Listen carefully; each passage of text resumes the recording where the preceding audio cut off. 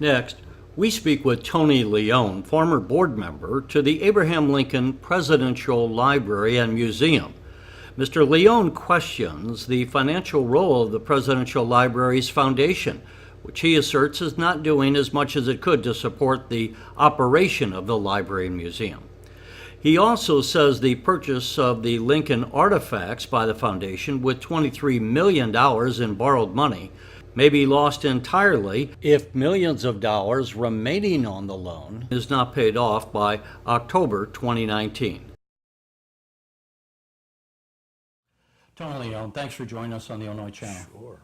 One of the stories that has been circulating, in part covered by the Chicago Tribune, and some other local stories, and you had appeared, I believe, with CBS nationally. Yes. Concerns one of the treasures of Springfield, but of Illinois, which is the Abraham Lincoln Presidential Library and Museum. There's a story going on behind the scenes that you have familiarity with, which we wanted to talk to you about, concerning, first of all, a variety of things. One is the loan that was taken out by the Library Museum, I'll just refer to it as a Presidential Foundation. Library, and the foundation, to buy a collection of items tied to Abraham Lincoln, which seems like something that is a good thing to do. Yes. But there's problems now existing with that, so we want to get into that, and I wanted the audience to have some inkling of the big picture. Normally, we would say a foundation is there to raise money to support the operation of the Presidential Library. Yes. Is that the purpose of the foundation here in Springfield? Well, I'm not here to just pick a fight with the foundation, but this whole thing was brought on by the foundation unable to pay off the loan that they got a number of years ago. They borrowed $23 million to buy Louise Taper's collection. She had valued it at And it's a collection of what?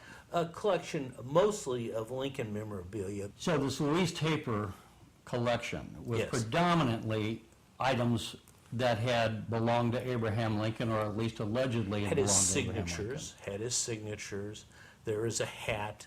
The Provence on the hat is in debate. Lincoln. Okay.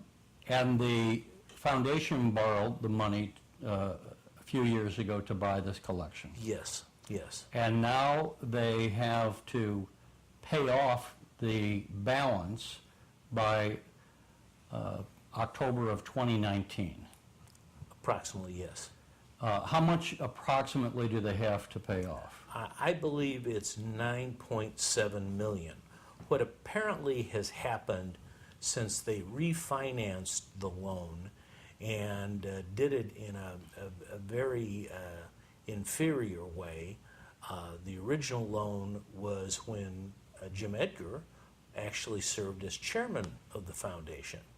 And he stated as items are as the amount of the loan is paid down, items would be segregated and belong to the museum and no longer part of the collateral.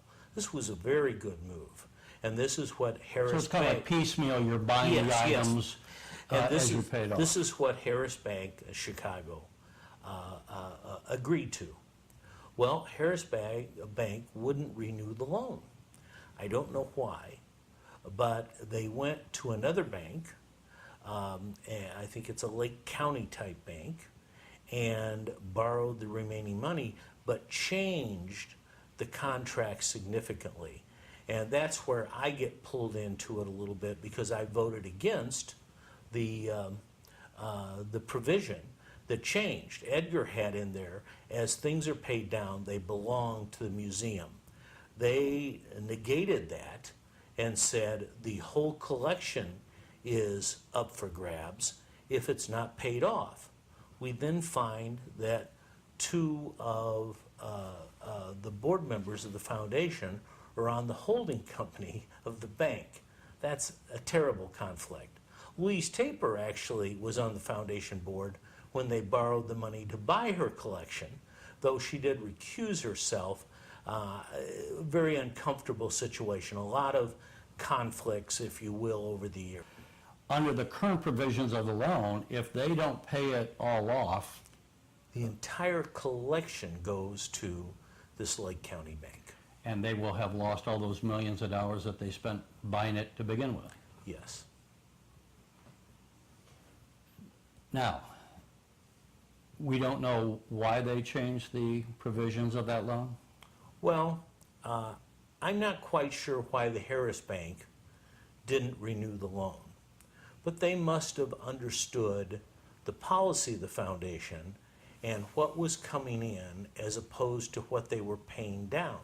The foundation originally, before it hired its first employee, had almost $15 million in the bank earning interest. So they were doing very well.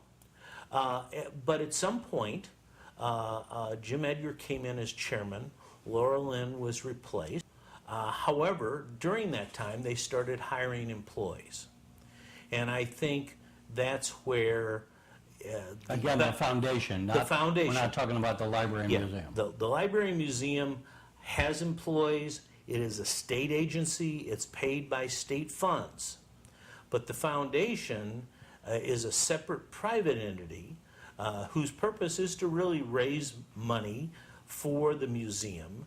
And it has failed in its single most important purpose is to pay off this taper collection. I'm not going to be here to argue whether the taper collection, they paid too much or they paid too little, though certainly there's a couple major items that are of questionable provenance, including the Abe Lincoln hat, which the By Sun-Times... provenance, which is not a word that we often hear. Okay. So there's some question about whether they paid, of the collection, one of the items was this stove top hat, if we could maybe hold that up, Yeah. and of course the famous Lincoln hat.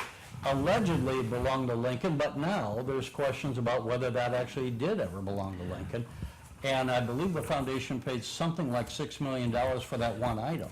So this is a description of all the different items. Yeah, there's a lot of non-Lincoln items in here. The most kind of, I think, bizarre was the Marilyn Monroe dress. It's valued at $250,000 in this collection. And then recently, as part of this effort to raise money to pay off the total, They sold the Maryland dress and the Carl Sandburg stuff, and they got less than $60,000 of value in this appraisal of $250,000. That's quite off the mark. it's quite off the mark. Yeah. And over the years, how much money has the foundation raised? Well, I'm getting press reports on this, but over $40 million. Now, about $17 million of it was the original amount that Laura Lynn had raised as chairman with no staff. The rest of it has been since staff. But what has happened over the years, and I voted for some of this stuff, we allowed the foundation to run the bookstore. We allowed the foundation to handle all the catering. The bookstore, I want to, for those who haven't been there, in the museum. Yes. We allowed them to run the food service and the rental facility. And again, let me just point this out. Especially during the legislative period here in Springfield during the spring, when the legislature is in, there will be any number of parties and receptions there. There might also be a wedding that Yes. might be held there. So They there's the promote that. catering business, and what you're saying is that money does not go to running the museum, it goes to the foundation. Well, it goes to the foundation. Now, some bright attorney will argue that it's for the purpose to help the museum. But if they really wanted the maximum impact, the museum should be hiring the bookstore staff instead of some national company. The museum probably shouldn't even have a Subway. I can't imagine it does very well. And there's a Subway shop a block from the museum that competes with it. And certainly the rental fees and all the events that they hold there, that money should go directly to the museum, not the foundation. So the foundation is a middleman that's not necessary. Whether the money is somehow through some justification going towards promoting the museum, fine, but it would be better if the money went directly to the museum. What's the worst violation, I think, is the foundation has a kiosk outside of where you buy a ticket to the museum. And there is a person there, always stationed there when the museum is open, that approaches you to tell you if you buy a yearly membership with the foundation, you get into the museum for free. So I even have that temporary access card that they sell you for $75 when getting in the museum, I think, costs $12. This And why money goes is to that the a problem? foundation. Well, this money goes to the foundation. Why not allow it to go to the museum directly? So then you're alleging that the foundation is not really contributing much to the operational cost of the museum, is it? Well, apparently it hasn't. I'm sure somebody can point to something. I'm not on the board anymore. 'Cause I was wondering, if you raised close to $40 million over the years, and if you paid $23 million, why wouldn't you have money left over just to have actually just bought the collection? Why even have to take out a loan? They have a very heavily salaried staff. It has varied in the number of people. But for an example, the executive director of the foundation makes about $50,000 more than the director of the museum.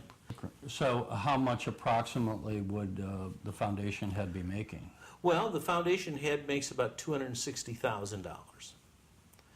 That's pretty serious for failing in performing your main purpose. I mean, she started raising money. Of raising money. She started a GoFundMe page.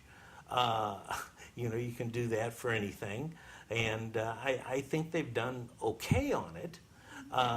They're going to have Doris Kern Goodwin, who is a Nationally known author on wrote, presidents, Team of Rivals. and has done Team of Rivals, going to come. Doris and I have exchanged emails, and she wants to visit with me. Is she coming in as a fundraiser? Yes, she. You've kind of been talking about the problem.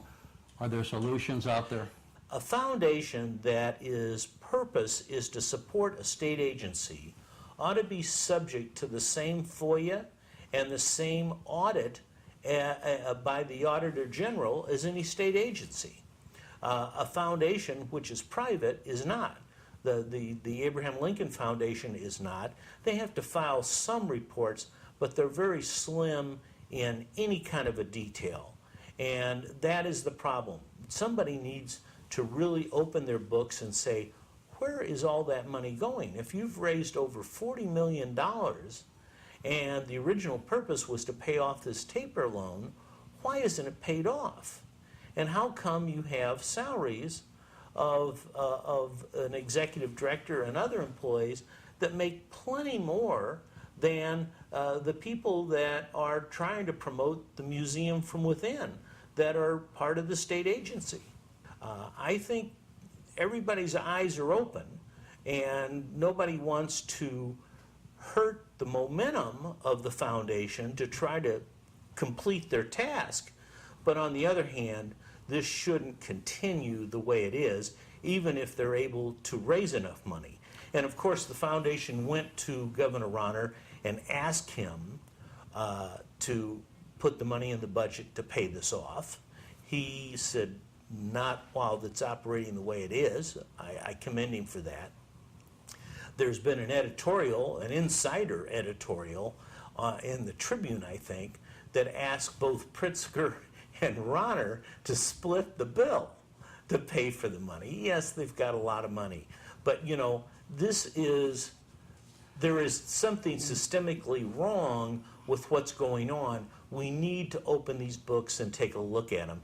And I think that's why CBS National Television found me, because they knew I probably had the institutional knowledge as great as anybody, because I was with the first original Ryan group that were putting this thing together. He appointed me to the Abraham Lincoln Advisory Board, and then Governor Quinn appointed me to the Illinois Historic Preservation Board in charge of the museum. Let's focus beyond just paying this thing off. Right. We send a bad message. Justice Williamson, who is former justice of the Rhode Island Supreme Court, donated Frank Williams. Donated his entire Ulysses S. Grant collection to Southern Mississippi State, was it? I mean, that was a major collection that could have come and been displayed here. Harold Holzer, who is probably the most eminent Lincoln historian, and frankly, Governor Ryan was desperately trying to get him to run the museum, is now got one of his major collections up. It's on Facebook, and you can look at it, and it's spectacular. Well, and then I think what we're saying here is we need to fix this problem. There's going to be items out there that over a period of time, as they come available, one would hope that the foundation would be able to buy some so that we can bring together these items, and then they come out of storage and periodically are put on display. You don't have all of these items on display one time. They get to be too much, but they do rotate the exhibit. Well, Tony Leone will follow the story, and they say if we're going to have some legislative hearings on this. We need the Auditor General on any foundation whose purpose is to raise money for a state institution to be audited just like the state institution. There's nothing wrong with that. If you don't want that happening, then maybe there's something to hide.